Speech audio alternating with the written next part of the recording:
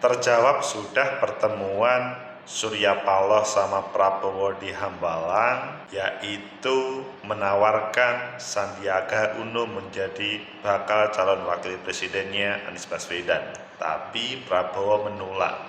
Ada apa kok menolak?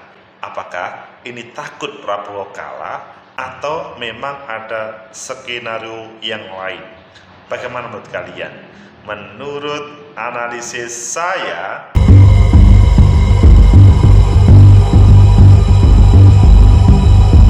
Assalamualaikum warahmatullahi wabarakatuh. Salam sejahtera untuk kita semua, pecinta masa depan negeri.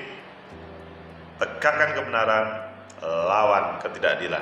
Terjawab sudah pertemuan Surya Paloh sama Prabowo di Hambalang, yaitu komunikasi politik yang intensif. Salah satunya adalah Sandiaga Uno yang ditawar oleh Surya Paloh untuk menjadi bakal calon wakil presidennya Anies Baswedan. Tetapi Prabowo menolak dan ada peta kekuatan. Ayo kita baca di beberapa media. Selanjutnya nanti kita berikan solusi penolakan ini dan sebetulnya what's the next. Pertama kita baca di Kompas. Surya Paloh pastikan Anies Baswedan melanjutkan pembangunan era Jokowi jika terpilih jadi presiden. Oh, ini sebuah pernyataan yang tidak main-main, tetapi juga ada hubungannya dengan Hambalang. Kemudian yang kedua, di Detik, Prabowo siap hadapi Anies di 2024, ini peta kekuatan terkini keduanya. Dan terakhir kita baca di Tempo, Prabowo Subianto tolak pasangkan Sandiaga Uno dengan Anies Baswedan. Pilih mana kalian? Oke, kita semuanya menarik. Kita pilih yang pertama dan yang terakhir meskipun kita gabungkan. Surya Paloh pastikan Anies Baswedan lanjutkan pembangunan era Jokowi jika terpilih jadi presiden. Ini sebuah judul di Kompas. Bogor, kompas.com, Ketua Umum Partai Nasdem Surya Paloh memastikan bahwa Anies Baswedan bakal melanjutkan pembangunan yang telah dilakukan oleh kepemimpinan Presiden Joko Widodo jika terpilih sebagai presiden dalam pemilihan umum 2024 mendatang.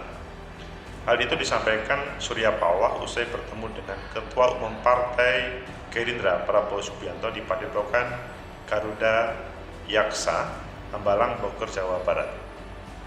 Tentu kalau bisa diteruskan akan sangat baik sekali. Kenapa meneruskan? Kita tidak mau pembangunan harus berhenti. Itu kata Pak Surya Paloh. Kendati begitu, Surya Paloh menekankan bahwa pembangunan yang telah dilangsungkan oleh pemerintahan saat ini tentu memerlukan perbaikan-perbaikan dalam perjalanannya. Namun upaya pembangunan yang telah berjalan harus terus didukung demi kemajuan bangsa dan negara. Kemudian sementara itu Partai Nasdem juga tengah melakukan komunikasi bersama Partai Demokrat dan PKS untuk membentuk koalisi perubahan. Ya sudah disepakati semuanya sebetulnya. Ketiga partai itu sama-sama mendukung Gubernur DKI. Kemudian kita lanjutkan yang ada di Tempo. Prabowo Subianto tolak pasangan Sandiaga Uno dengan Anies Baswedan. Ini dalam berita lain, Tempo, Ketua Umum Gerindra secara tegas menolak wacana untuk memasangkan Wakil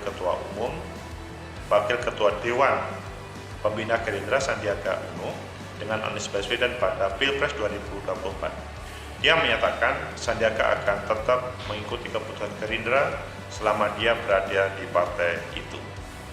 Soal Mas Sandi, saya kira Mas Sandi sudah menjawab berkali-kali di berbagai forum bahwa dia patuh dan akan mentaati peraturan partai, putusan partai.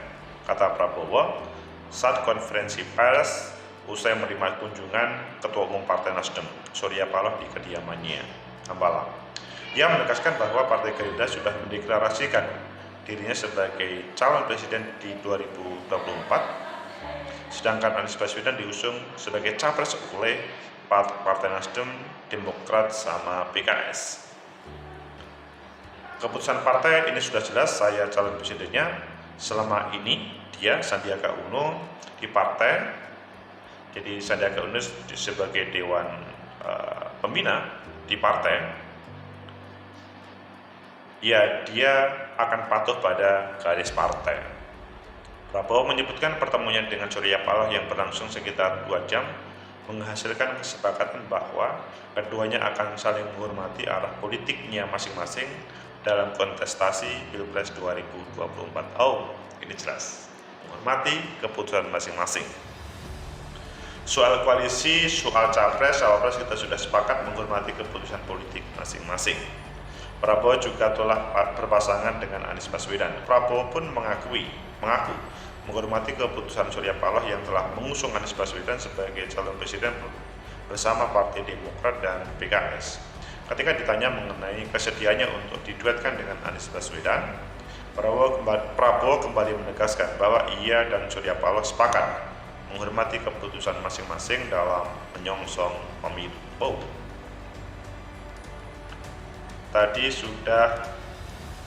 Tadi saya sudah sampaikan dalam pembicaraan yang intensif dan luas, kita sepakat kita akan menghormati keputusan politik masing-masing dan bertekad akan melakukan komunikasi yang lebih erat dan lebih intensif.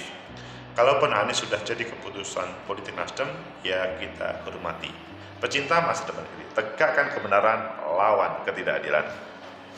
Itulah yang terjadi. Pertemuan Surya Paloh, Ketua Partai Nasdem, dan Prabowo Subianto, Ketua Partai Gerindra, yang telah menghasilkan kesepakatan 2 jam berlangsung tawar-menawar untuk menghadapi Pilpres 2024, untuk menghadapi Pilpres 2024 banyak, tapi selanjutnya memutuskan menghormati keputusan masing-masing. Apakah ini putusan yang sebenarnya atau ada yang tersembunyi? Menurut analisis saya, pertama, bahwa pertemuan kedua ketua umum partai ini, Pak Surya sama Pak Prabowo, adalah murni sebagai semacam balasan kehadiran Prabowo ke Tower Nasdem dahulu, kemudian sekarang ke Hambalang. Ini adalah sebagai orang timur yang saling menghormati. Silaturahmi, anjang sana itu adalah tradisi yang baik, meskipun berbeda pilihannya. Tetapi di dalamnya ada proses komunikasi politik yang intensif. Salah satunya adalah serius siapa yang akan dibawa Nasdem sebagai capres, siapa yang akan dibawa capres oleh Gerindra. Dan endingnya selesai. Gerindra tetap Pak Prabowo dan Nasdem tetap Pak Anies Baswedan. Meskipun Pak Anies Baswedan pada waktu menjadi gubernur di DKI adalah diusung oleh Partai Gerindra. Kami menghormati keputusan politik partai masing-masing. Clear bahwa tidak ada problem. Kedua, keputusan selanjutnya adalah mempererat keduanya di dalam berkomunikasi politik. Maksudnya bahwa ya Mas Anies pernah menjadi bagian dari Gerindra dan saat ini adalah bagian daripada Nasdem. Begitu juga sebaliknya. Pak Prabowo pernah menjadi bagian dari Pak Surya Paloh dan sebaliknya. Di sini maka memberikan keputusan untuk menghormati keputusan masing-masing. Yang lebih bagus adalah bagaimana kedua tokoh ini adalah tidak membuat jarak, tidak membuat konflik ataupun bermusuhan. Tapi bagaimana meskipun berbeda pilihan, berbeda calon yang ditampilkan, tetap menghormati dan akan mempererat dalam proses dinamika menuju 2024 atau ketika 2024. Ini yang tokoh hebat yang sulit untuk ditemui. Biasanya kalau orang berbeda itu ya berbeda itu luar dalam. Padahal membangun negeri ini perbedaan itu penting. Namun perbedaan itu tidak harus diberi label yang tidak bisa diubah. Semuanya bisa berubah. Yang mungkin bisa kita lihat bagaimana Pak Prabowo Subianto yang pernah mempunyai cerita dahulu adalah face to face dengan Pak Jokowi, namun pada kontestasi yang kedua sesudah beliau kalah akhirnya bisa menjadi bagian dari Pak Jokowi, menghormati negara dan bangsa, kesatuan bangsa lebih dari modal itu. Maka bagus ini, maksudnya Pak Prabowo mempunyai sesuatu, kepentingan negara dan bangsa itu lebih utama. Pak Nasdem, Pak Surya Paloh pun juga begitu, yang dahulu ada menjadi bagian dari Pak Jokowi sampai 2024, namun pasca 2024 kemungkinan ada titik temu, kemungkinan berbeda, tetapi bahwa komunikasi politik itu perlu dipastikan. Kemudian yang ketiga, tawaran Sandiaga. Kalau ini kelihatannya perbincangannya bukan di dalam komunikasi antara Pak Surya Paloh sama Pak Prabowo, bahwa kalau di dalam komunikasi politik 2 jam itu ia menawarkan bagaimana Pak Prabowo mendampingi Mas Anies Baswedan atau sebaliknya, kira-kira begitulah. Tetapi Pak Prabowo memutuskan untuk maju sendiri, Mas Anies juga maju dengan diusung Nasdem, Partai Demokrat dan PKS. Adapun Bang Sandi, kalau menurut saya sih dalam perbincangan antara kedua tokoh ini bukan menjadi domain, bukan menu utama, tetapi menu yang sebagai tambahan. Sehingga ya ini merupakan tambahan yang dimunculkan pada waktu dengan teman-teman media. Bagaimana Bang Sandi seandainya dipasangkan dengan Anies Baswedan? Kira-kira begitu pertanyaan dari teman-teman media. Dan jawaban dari Pak Prabowo, ya kalian tahu kan keputusannya Bang Sandi, beliau akan mentaati semua perintah atau putusan partai politik. Dalam bahasa lain, Sandiaga Uno tidak menjadi atau bukan menjadi pasangan dari Anies Baswedan. Meskipun pada waktu Pilgub DKI, bahkan dalam proses pemerintahan yang sudah terpilih, adalah mendampingi. Keberadaan Gerindra menjadi dominan. Pecinta masa depan negeri, tegakkan kebenaran, lawan ketidakadilan.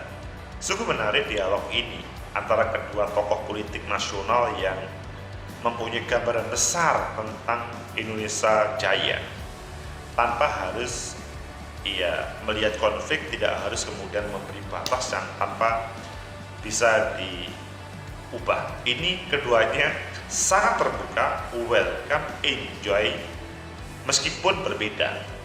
Di dalam berpolitik perbedaan itu penting, sehingga muncullah konflik.